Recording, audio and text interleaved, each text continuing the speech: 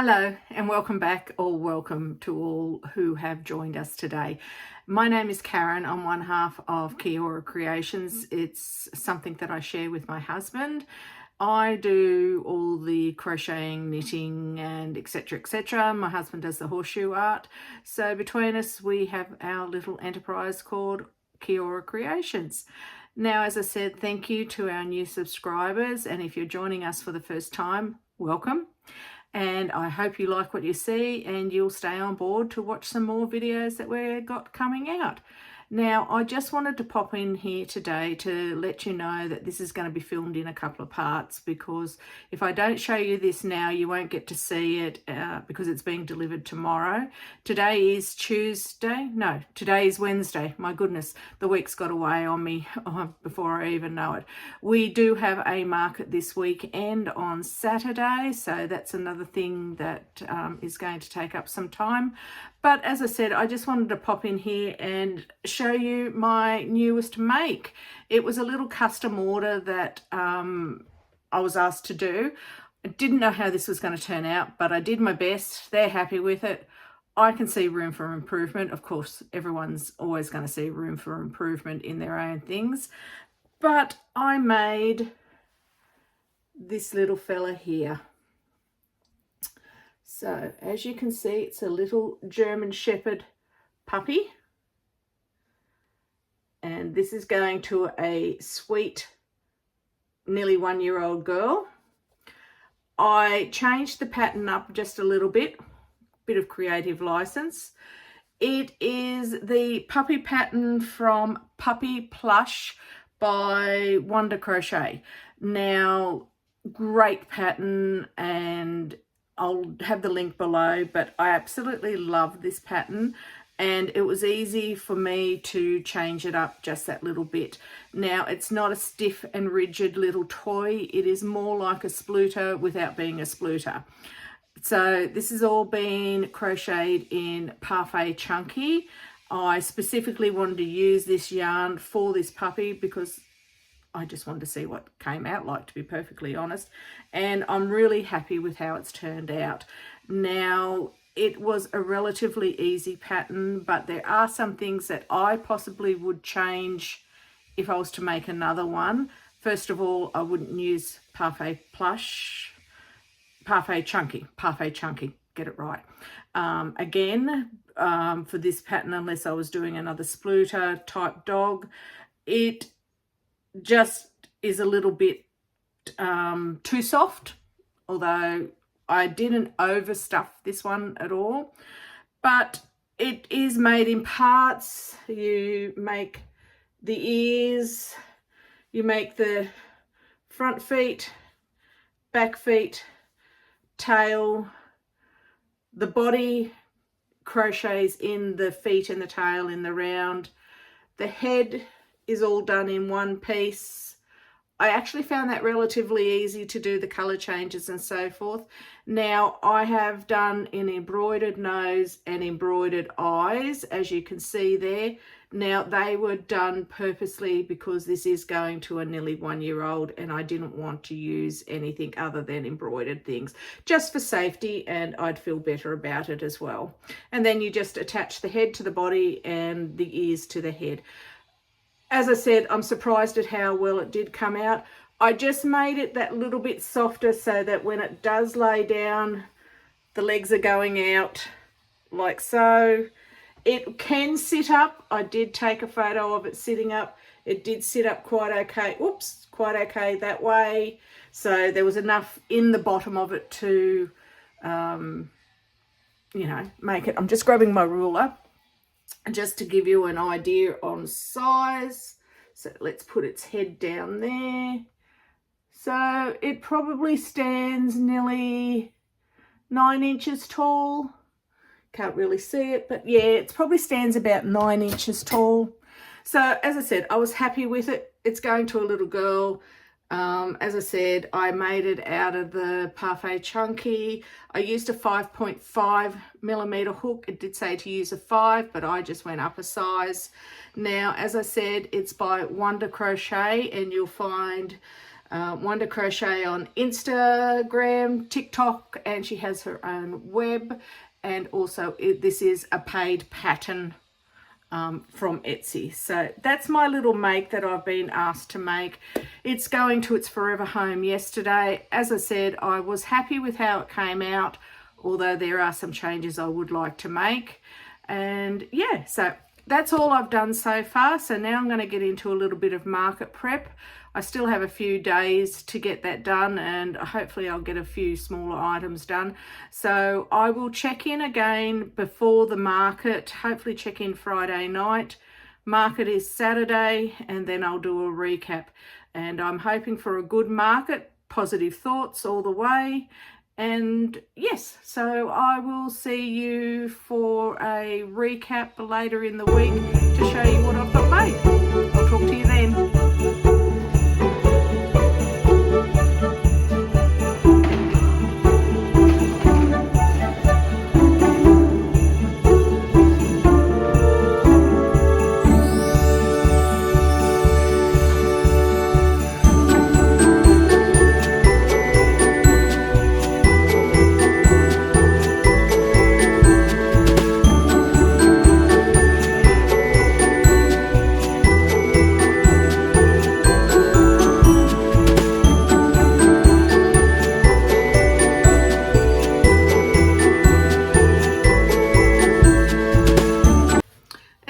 We are back for another recap of the market that just was. I'm having a bit of trouble with my camera.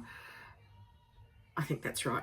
Anyway, so we had a market yesterday. Now this was a market that we had been to back in November last year, and we did okay at that market.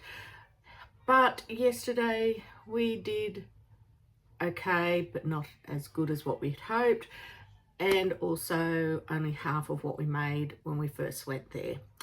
Now, there were a few things wrong in our opinion with this market. It doesn't mean to say that this is what everybody else thought, but these are our opinions. Now, we've been doing markets for quite a while. We have had successful markets, although at the moment we're going through a bit of a slump. But some things from yesterday's market that we found were a little bit concerning was the store fees. The store fees cost us $65. For that $65, we didn't get near enough advertising for the market. And our position, although was okay in the haul, it wasn't the best. The other thing was there was nothing happening at this market. Absolutely nothing. Now, the organiser did try to play some music during the market, like just on her phone and all that. The music at one stage was just too loud, and the market went from 10 to 3. Now, we tend to stick it out, and we're one of the last ones to pack up. But yesterday we packed up at 2 o'clock. There were times between 10 and 2 that the only people at the market were the stall holders. There was no one else. There was no one coming through the hall. It was so quiet that I managed to get a few things made. Not finished, because I didn't take everything to finish them, but I did get a few things made. Very disappointing, to say the least. As I said, we did sell some things, but overall the market wasn't very well organised, nor did many people attend it. It's just one of those things. I mean, good luck to the young girl that's trying to get this market. We found out yesterday that she actually bought the rights to these markets off someone else, and this was only her second market. I congratulated her on having a go. I left feedback for her as well, constructive feedback. I'm not a nasty person, but I feel that if, there can be criticism given and it is taken for what it is, then that is great. I personally, if you can tell me what I'm doing wrong, I will learn from it. Hubby will say that I don't always learn, but I do try to take what is said to me on board and improve from that. Nevertheless, it was a market. We did manage some sales. So overall, I've got it written down in front of me. Overall, we made $136 at this market. As I said though, the market fee was $65 and that was for 2 tables. Very expensive, we thought.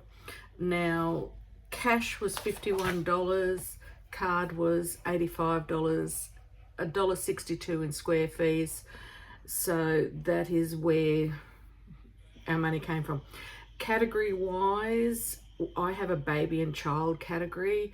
That brought in the most money at $65. My beanies, $20, and my plushies were $51. So just to go through the times of the sales now, as I said, this market was from 10 to 3 and we packed up and left at 2 o'clock. Now, my first sale was at 10:54 in the morning and it was for 3 octopuses.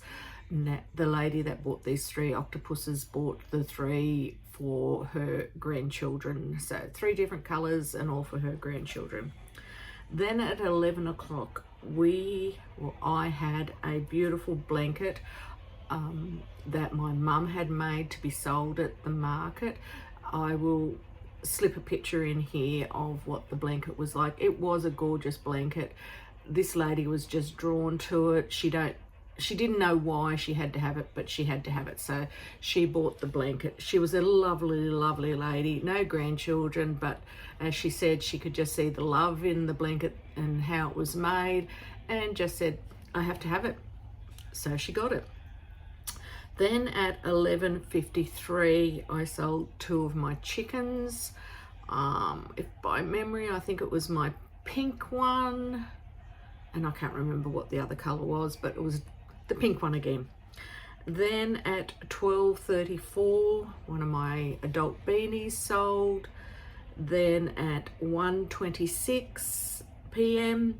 I sold one of our children's beanies. Now I don't have a photo of that, so I can't pop it in, but that sold to a mum that had a little boy, and it was done in boy colours, so I'm sure she appreciated the fact that there was colours for boys available at the market.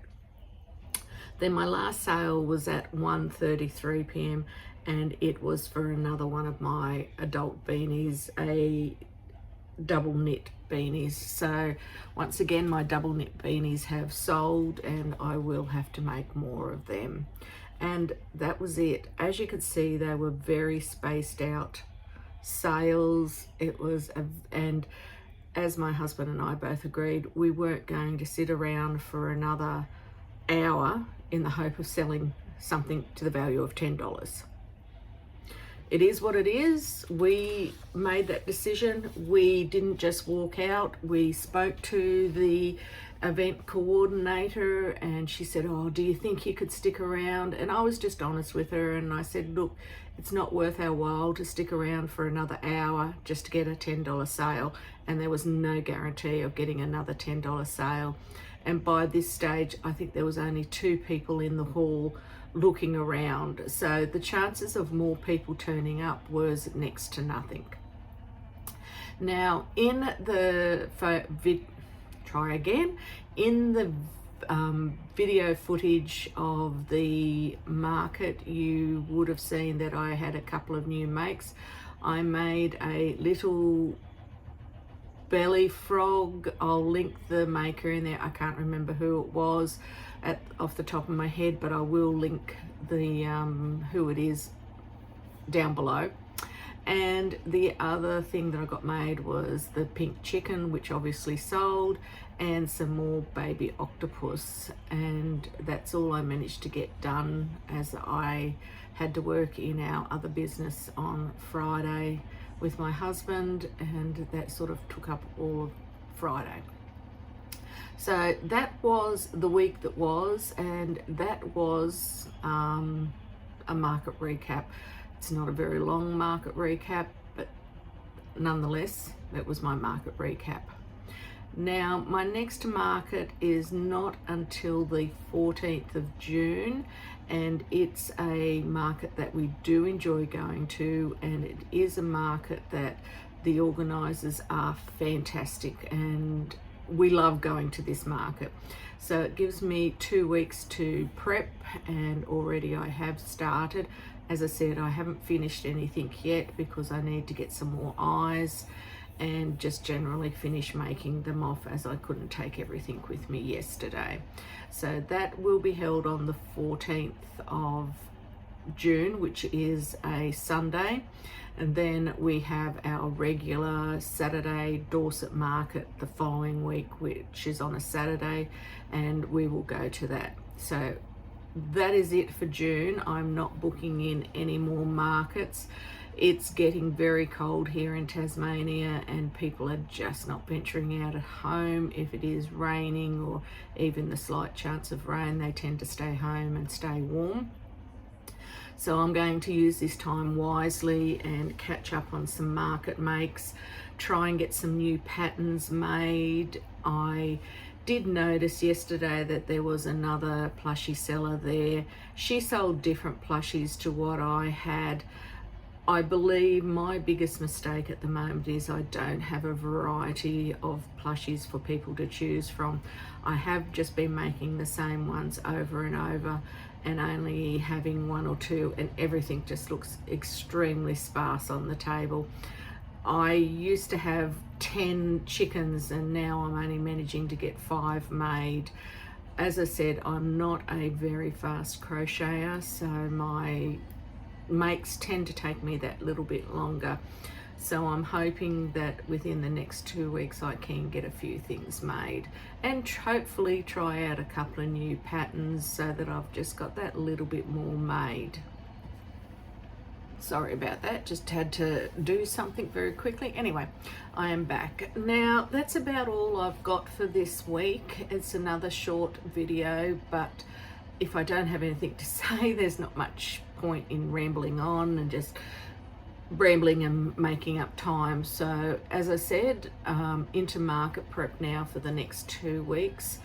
I hopefully, fingers crossed, if all goes well, I will get a few things made and to be able to restock some of the items that I am missing, because having so many markets back to back, I really am lacking stock in all areas. And I don't just make plushies, I do make face cloths out of cotton, I do make the beanies, and there's a whole heap of other things that I just don't have any stock of, so my table is actually looking quite sparse.